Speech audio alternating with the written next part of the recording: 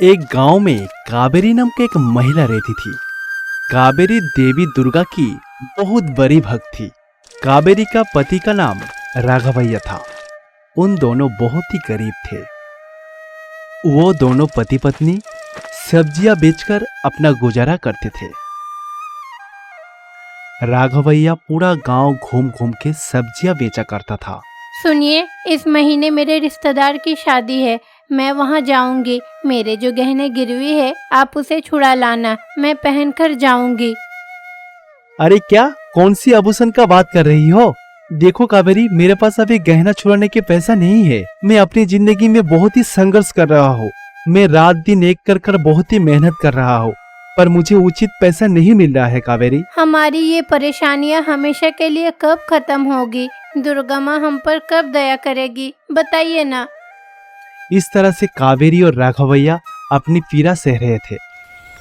जैसे जैसे दिन बीतता है, उन दोनों का गरीबी और भी अधिक हो जाता है।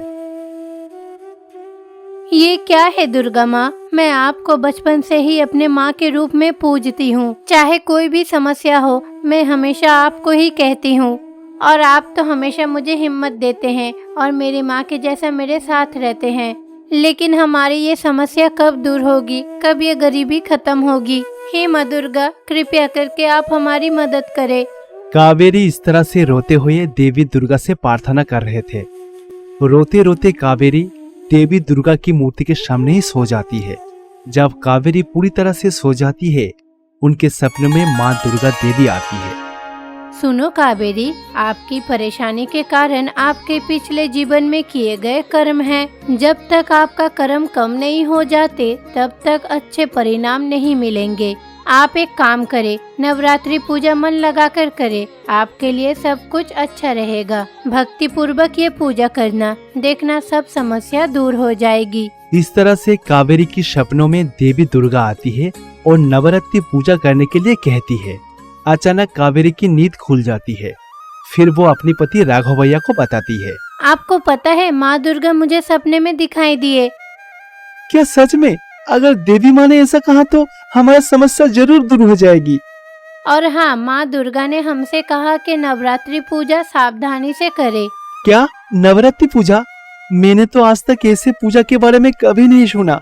असल में ये पूजा कैसे करते हैं? अरे आप इतना चिंता मत करें। हमारे गांव में जो देवी दुर्गा की मंदिर है, चलिए हम वहां चलते हैं और वहां की पुजारी से जाकर सब कुछ पूछते हैं। तो अगली सुबह राघवैया और कावेरी जल्दी उठती है। फिर दोनों अच्छे से नहाकर तैयार होकर मंदिर जाते हैं। उस मंदिर की पुजारी को नवरात्रि पूजा के बारे में पूछते हैं। पुजारी जी, हम दोनों सोच रहे हैं कि हम दोनों पति पत्नी नवरात्रि पूजा करेंगे, पर पुजारी जी ये नवरात्रि पूजा कैसे करती है, प्लीज हम दोनों को बताएंगे? देखो राघवैया, ये बहुत ही अच्छा विचार है, पर आप दोनों को नवरात्रि पूजा के बारे में विचार आया है, ये बहुत ही कठिन है। इन पूजा को करने के लिए कोई भी गलती नहीं होना चाहिए। सबसे पहले आप दोनों देवी दुर्गा की एक मूर्ति स्थापित कीजिए। अच्छा पुजारी जी, हमारे घर पे तो एक मूर्ति है, हम हर दिन उस मूर्ति का ही पूजा करते हैं। आपको देवी माँ की पूजा ठीक से करनी होगी। आप दोनों को ये नवरात्रि पूजा बहुत ही भक्ति और श्रद्धा पूर्वक 9 दिनों तक करनी होगी। 9 दिनों तक आपको कम से कम एक बार तो देवी माँ की पूजा करनी ही होगी, और उसके साथ साथ 9 दिनों तक देवी माँ को अलग अलग प्रसाद चढ़ानी होगी। और ध्यान रखें, वो प्रसाद अपनी हाथों से बनकर तैयार होनी चाहिए। पूजा खत्म होने के बाद हर दिन वो प्रसाद सभी के बीच में वितरण करनी होगी। उसके साथ साथ सभी लोगों को भोजन भी करानी होगी। आखिरी दिन यानी विजयदशमी के दिन हर व्यक्ति को अपनी सामर्थ्य अनुसार भोजन करानी होगी। हो सके तो आप अपने घर में बुलाकर उनको भोजन कराइए। इस तरह से नवरात्रि पूजा समाप्त होती है। पुजारी जी इस तरह से दोनों पति पत्नी को नवरात्रि की पूजा के नियम के बारे में बताती है, और साथ में क्या क्या करना है और क्या क्या नहीं करना वो भी बताती है। कावेरी, पुजारी जी नवरात्रि के बारे में बहुत ही अच्छे से हम लोगों को समझाए है ना? हाँ वो सब तो ठीक है, लेकिन पूजा थोड़ा कठिन काम है। हमें हर दिन 10 लोगों को खाना खिलाना है, हमारे पास तो इतना पैसा भी नहीं है। हाँ, अगर ये सब करना है तो हम लोगों को इतना सारा पैसा कहाँ से मिलेगा? इसीलिए मैंने भी सोचा कि कुछ काम करूंगी। हमारे आंगन में बहुत सारे फूलों के पौधे हैं, अगर वो सब फूल बेचेंगे तो कुछ पैसे आ जाएंगे। फिर कावेरी पूजा की खर्च निकालने के लिए बाजार में फूल भी बेचना शुरू कर देती है। इस तरह से आखिर तक नवरात्रि का दिन शुरू हो जाती है। आज पहला दिन है। हम दोनों देवी दुर्गा की शैलपुत्री के रूप में पूजा करते हैं। इस तरह राघवैया और कावेरी हर दिन भक्ति पूर्वक देवी दुर्गा की पूजा करती है। साथ ही कुछ लोगों को बुलाकर भोजन भी करवाता है। पूजा तो बहुत ही अच्छे से हुआ, दान कार्यक्रम भी बहुत ही अच्छे से हुआ, है ना कावेरी? हाँ, पूजा तो बहुत अच्छे से हो गया। अगर 9 दिनों तक ऐसे ही कर लिया जाए तो बहुत अच्छा होगा। इस तरह से कावेरी और राघवैया बहुत ही भक्ति श्रद्धा के साथ देवी दुर्गा की पूजा करती है। इस तरह से 9 दिन बीत जाती है। 9 दिनों तक बिना किसी रुकावट के बहुत अच्छे से पूजा हो गई है। अन्नदान का कार्यक्रम भी हो गया है और अब तो कल विजयादशमी की पूजा भी हो जानी चाहिए।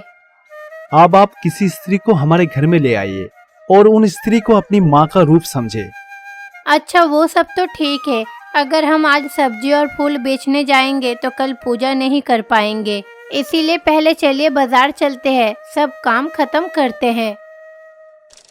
तो कावेरी और राघवैया अपने अपने काम पर चली जाती है। राघवैया सब्जी बेचने में बहुत ही मेहनत करते हैं। दूसरी ओर कावेरी भी पास में फूल बेच रही थी। उन दोनों पति पत्नी सारा दिन मेहनत करके जो पैसा कमाता है, उन पैसे को एक लकड़ी की बक्सों में रख देती है।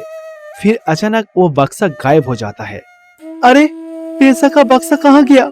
मैंने तो इसे यहाँ पर ही रखा था। अरे, इस वक्त तो इस तरफ कोई भी नहीं आया। फिर वो दोनों पति पत्नी पूरे बाजार में उन बक्से को ढूंढना शुरू कर देती है, पर उन्हें वो बक्सा कहीं नहीं मिलता। फिर उदास होकर वो पति पत्नी घर लौट जाता है। इसी तरह से वो दिन भी बीत जाता है। कम से कम वो पैसा मिल जाते तो पूजा अच्छे से समाप्त कर पाते। ये कहते हुए कावेरी और राघवैया विजयदशमी की पूजा करना शुरू कर देती है। हमारे पास अगर पैसे होते तो कोई गृहिणी को बुलाकर आज अच्छे से पूजा भी करवाते। इस तरह से वो दोनों पति पत्नी पीड़ित होते हैं। तभी उनके घर के दरवाजे पे एक बूढ़ी औरत आती है। वो महान बूढ़ी औरत एक गृहिणी के रूप में उन दोनों को दिखाई दे रही थी। आप कौन हैं और किसे चाहिए? अरे बेटी, मैं बहुत दूर से आई हूँ, मुझे बहुत भूख लगी है, कृपया मुझे कुछ खाने को दो ना। अरे मासी, हमने तो घर पे खाना नहीं बनाया, सिर्फ माँ के पूजा के लिए पुलिहोरा बनाया है, इसके अलावा और कुछ भी नहीं है। अरे बेटी, पुलिहोरा है ना, वो मुझे दो, उससे मेरी भूख मिट जाएगी। तो कावेरी उस महिला को खाना देती है। वो बूढ़ी औरत बहुत ही चाव से वो खाना खा रही थी। मेरी भूख मिटाने के लिए तुमको बहुत बहुत धन्यवाद। मैं तुमसे एक चीज मांगूंगी, मुझे थोड़ा हल्दी दोगी माँ? हाँ मासी, रुकिए, मैं जरूर दूंगी। साथ ही कावेरी उन महिला को कुछ कपड़े के साथ साथ हल्दी, कुमकुम और केशर भी देती है। तुम्हें धन्यवाद बेटी। ये कहकर वो महिला घर से बाहर जाने लगती है। वो महिला प्रसन्न होकर जब घर से बाहर निकलती है तो उन दोनों पति पत्नी की घर बहुत ही आलीशान घर में बदल जाती है और साथ ही उन दोनों के घर में सोने के सिक्के की बारिश होती है। वो महिला जहां से गुजर रही थी, उनका पैर का निशान दिख रहा था। ये क्या आश्चर्य है? ये हो क्या रहा है? मुझे तो कुछ समझ में नहीं आ रहा है। सुनिए ना, ये पैरों के निशान देखिए। अभी जो महिला आई थी वो कोई साधारण महिला नहीं है। वो दोनों पति पत्नी उन महिला का पैर का निशान को फॉलो करते हुए उन महिला को ढूंढने लगती है। वो दोनों उस पैर का निशान को फॉलो करते करते मंदिर तक आ जाती है।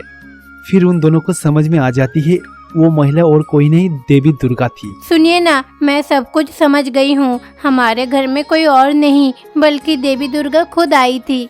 उन्होंने एक बार फिर साबित कर दिया है कि अम्मा के लिए केवल भक्ति ही काफी है और आपकी लक्ष्मी ने हमारे घर में वास किया है। आपको बहुत बहुत धन्यवाद माँ।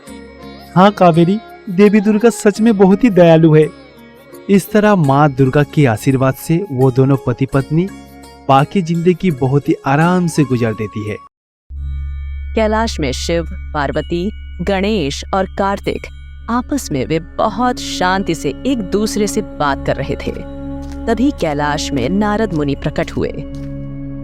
नारायण नारायण। प्रणाम स्वामी, प्रणाम देवी। अरे नारद, क्या बात है आज हमारे कैलाश पर? लगता है नारद इस समय कुछ जानकारी लेकर यहाँ आया है ना? नहीं नहीं देवी, मैं बस आप लोगों से मिलने आया था, बस और कुछ नहीं। ओह अच्छा, लेकिन नारद आपका चेहरा देखकर लग रहा है कि आप बहुत डरे हुए हो। क्या बात है, बताइए ना। अरे ये क्या माँ, मेरे चेहरे पे क्यों डर होगा? मैं क्या बच्चा हूँ? ओह हाँ, आप तो बड़े हो, लेकिन निश्चित रूप से उन तीनों में से किसी एक ने असुरों को आश्रय दिया होगा, है ना? हाँ देवी माता, बिल्कुल। ब्रह्मा ने एक राक्षस को वरदान दिया था। वो वरदान क्या है? उस राक्षस ने क्या मांगा था? क्या आप नहीं जानते हो प्रभु? क्या आप मेरे मुंह से सुनना चाहते हो? आप तो जानते ही हो ना कि महिषासुर नामक एक राक्षस भगवान ब्रह्मा की घोर तपस्या की थी। कई सालों से तपस्या किया था। क्या संसार को नष्ट करने के लिए भी तपस्या करना पड़ता है? असुरों का तो यही प्राप्ति है। उनके तपस्या से ब्रह्मदेव प्रसन्न हुए और उनके सामने प्रकट हुए। फिर वो जो वरदान चाहते हैं वो उसको दिया। वो वरदान क्या है? आप बताइए ना, वो असुर किस प्रकार का वरदान चाहता था? वही सभी असुरों की तरह वो भी मरना नहीं चाहता था। ये सभी असुर ऐसी इच्छा क्यों चाहते हैं?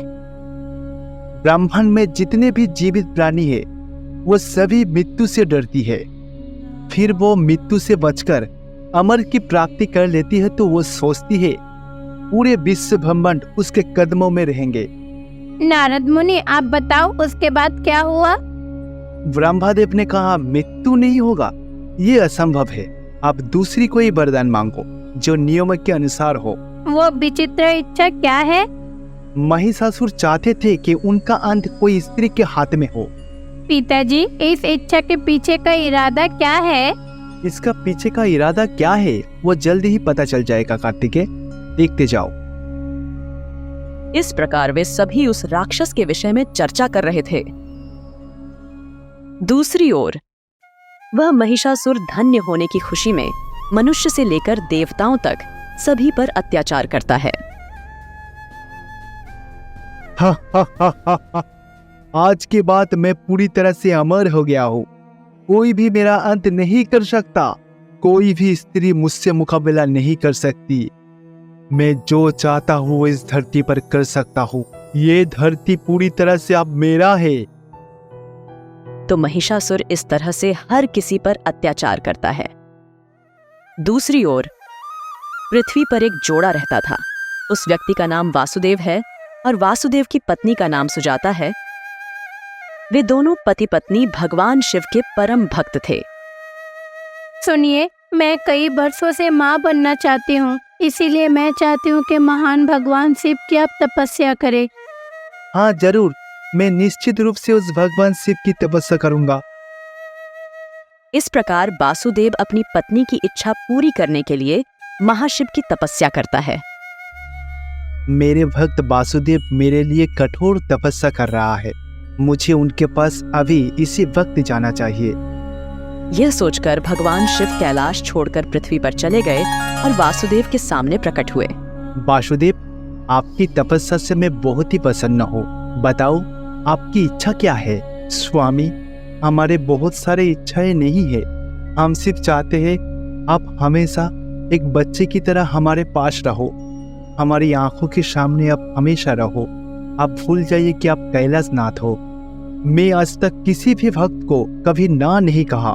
आप चाहते हो कि आपके पुत्र के रूप में आपके घर में हमेशा रहूं। ठीक है, मैं ऐसा ही करूंगा और कैलाश को पूरी तरह से भूल जाऊंगा। यह कहते हुए भगवान शिव एक छोटे बच्चे में बदल गए और उन्हें आशीर्वाद दिया और इस तरह उनकी इच्छा पूरी की। कैलाश से देवी पार्वती सब कुछ देख रही थीं। हे स्वामी, आपने ये क्या किया? आप खुद को कैसे एक छोटे बच्चे में बदल सकते हैं? मैं आपके बिना पूरी कैलाश में अपने पुत्र को लेकर कैसे रहूंगी? इस प्रकार देवी पार्वती को कष्ट हो रही थी। माताश्री, पिताजी कहाँ गए? आपके पिताजी अपने एक भक्त की इच्छा पूरी करने के लिए पृथ्वी पर गए हैं। पिताजी कब आएंगे? मुझे इसके बारे में ठीक से कुछ भी नहीं पता, क्योंकि आपके पिताजी को तो अब कैलाश के बारे में कुछ भी याद नहीं है। वो तो सब कुछ भूल गए, क्योंकि वो एक छोटे बच्चे के रूप में आ गए हैं। पता नहीं वो अब कभी कैलाश में वापस आएंगे भी या नहीं। लेकिन माँ, पिताजी ऐसे कैसे कर सकते हैं? कब वापस आएंगे? उनके बिना मैं कैलाश में कैसे रहूंगा? दुर्भाग्य से विनायक और कार्तिकेय को भगवान शिव के बिना कैलाश में बहुत ही कष्ट हो रहा था। कुछ समय बीतने के बाद महिषासुर सभी लोगों को पीड़ा दे रहा है। उसके अत्याचार से सभी डरते थे। फिर महिषासुर कैलाश में प्रकट हुए। ये कैलाश अब मेरा है। ये क्या, कैलाश में किसी को दिखाई क्यों नहीं दे रहा है? लगता है भगवान शिव ने मुझे देखकर कैलाश छोड़ के भाग गया है। वहीं रुके, आप जो कोई भी हो, कैलाश में इस तरह प्रवेश करने की आपकी हिम्मत कैसे हुई? अरे बच्चों, मेरा नाम महिषासुर है। मैं त्रिलोकों का शासक हूँ। मुझे किसी अनुमति की आवश्यकता नहीं है। ये सृष्टि मेरा है। मैं जहाँ चाहूँ जा सकता हूँ। परंतु ये कैलाश से कभी बच नहीं सकोगे। यहाँ से चले जाओ, नहीं तो तुम्हें अपने प्राणों से हाथ धोना पड़ेगा। क्या बच्चों, तुम लोग मुझे मारोगे? तुम दोनों छोटे बच्चे हो, तुम लोग मेरा क्या कर लोगे? बच्चे, तुम दोनों सच में बहुत ही प्यारे हो। स्वयं इंद्रदेव भी मेरा कुछ नहीं बिगाड़ सकता। तुम तो छोटे बच्चे हो, तुम क्या करोगे? देखो बच्चों, ये कैलाश मेरा है। इस कैलाश को छोड़ के चले जाओ। नहीं, तुम तो यहाँ आने के लायक भी नहीं हो। चुपचाप यहाँ से निकल जाओ। क्या तुम्हारी इतनी हिम्मत?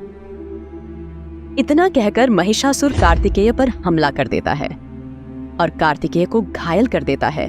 कार्तिक के सिर से खून निकलने लगा। तुरंत ही कार्तिकेय अपनी माँ पार्वती देवी को बुलाने लगा। माँ, तुरंत आओ माँ। कार्तिक की पुकार सुनकर देवी पार्वती तुरंत वहां आ गईं। अरे बेटा, ये चोट कैसी लगी? आखिर तुम्हें क्या हुआ है? माँ, उधर देखिए, वो राक्षस कैलाश पर आक्रमण करने आया है। देखो, तुम जो कोई भी हो, तुम्हारी हिम्मत कैसे हुई बिना अनुमति के कैलाश में प्रवेश करने की? मैं महिषासुर हूँ। मैं इस सृष्टि का होने वाला राजा हूँ। तुम क्या दिवा सपना देख रहे हो? इस संसार के राजा सदैव भगवान शिव ही रहेंगे। लेकिन वो भगवान शिव कहाँ छुपा हुआ है? लगता है मुझे देखकर भाग गया है। यदि तुम एक भी शब्द और बोलोगे तो तुम्हारा यही अंत होगा। मुझे इस ब्रह्मांड से मिटाना असंभव है। मैं अमर हूँ। सच में पार्वती, तुम्हें देखकर मुझे बहुत ही अफसोस होता है। तुम दिखने में इतना खूबसूरत हो और तुम अकेला जिंदगी बिताओगे। देखो पार्वती, तुम चाहो तो मैं तुम्हें अभी शादी कर लूंगा। तुम्हें जीवन में कोई भी कष्ट नहीं होगा। तुम आराम से जिंदगी बिताओगे और इस सृष्टि का तुम रानी बन के रहोगे, ठीक है? जब महिषासुर ने ऐसा कहा तो देवी पार्वती क्रोधित हो गईं। हे महिषासुर, तुम खुद को क्या समझते हो? याद रखना, मैं तुम्हें अवश्य मार डालूंगी। ओ, तुम मुझसे युद्ध करोगे? ठीक है, अगर तुम हार गया तो मैं तुम्हें गुलाम बना लूंगा। तो देवी पार्वती महिषासुर से युद्ध करने के लिए तैयार हो जाती हैं। दूसरी ओर नारद वासुदेव के घर जाते हैं और उनसे यह कहते हैं। अरे वासुदेव, सुजाता, क्या आप लोग जानते हो कि आप लोग अपनी भक्ति से कितनी बड़ी गलती कर दी है? आप लोग अपनी भक्ति से स्वामी को बंदी बना रखा है। उधर महिषासुर नामक एक राक्षस भूलोक को नष्ट कर रहा है। आप दोनों अभी स्वामी के माता पिता के रूप में हो। अगर आप लोग स्वामी को अनुमति देंगे तो उसका अतीत याद आ जाएगा। आपकी भक्ति की वजह से भूलोक विनाश पर है। कृपया रिहा कर दीजिए। यह बात नारद ने उन्हें बताई। दूसरी ओर देवी पार्वती माँ दुर्गा के रूप में महिषासुर से युद्ध कर रही होती है। यह युद्ध 9 दिनों तक जारी रहेगा। देवी पार्वती ने 9 दिनों तक 9 रूप धारण करके महिषासुर से युद्ध किया। इस प्रकार 9 दिन बीत जाएंगे। हे महिषासुर, तेरी दृष्टि में तो स्त्री बलशाली होती है, इसीलिए तो तुझे वरदान मिला था कि तू एक स्त्री के हाथों ही मरेगा। लेकिन तूने यहाँ आकर बहुत बड़ी गलती की है। आज मैं तुझे अपने हाथों से मारूंगी। एक महिला तुम्हें मारेगी। तुम्हारी मृत्यु कई पुरुषों के लिए एक सबक है। जो भी महिला इसे हल्की नजर से देखेगी वो मृत्यु की देवी बन जाएगी। अब मेरे हाथों से तुम्हें कोई नहीं बचा सकता। यह कहते हुए देवी दुर्गा महिषासुर का वध करती है। इस प्रकार महिषासुर का वध करने के बाद देवी दुर्गा महिषासुर मर्दिनी के रूप में सभी देवताओं से आशीर्वाद प्राप्त होगी। सभी देवताओं देवी दुर्गा की जय जयकार करने लगी। दूसरी ओर वासुदेव और सुजाता के जोड़े को अपनी गलती का एहसास होता है और वे भगवान शिव को उनके बाल रूप से मुक्त कर देते हैं। भगवान शिव अपने बाल रूप से बाहर आए और कैलासा पहुंच जाते हैं। पिताजी, आप लौट आए। देखिए न, माँ ने क्या किया। उस राक्षस को मार के पूरी संसार को बचा लिया है। अगर कोई भी स्त्री ठान ले तो वो कुछ भी कर सकती है। अपनी बच्ची के लिए एक माँ कुछ भी करके इस दुनिया को बचा सकती है। पार्वती, आपने फिर से साबित कर दिया कि आप जगत जननी विश्व की माता हो। इस प्रकार देवी दुर्गा जगत की रक्षा करती है और प्रत्येक साल अविस्मरणीय नवरात्रि उत्सव उस माँ की भक्ति के साथ मनाया जाता है।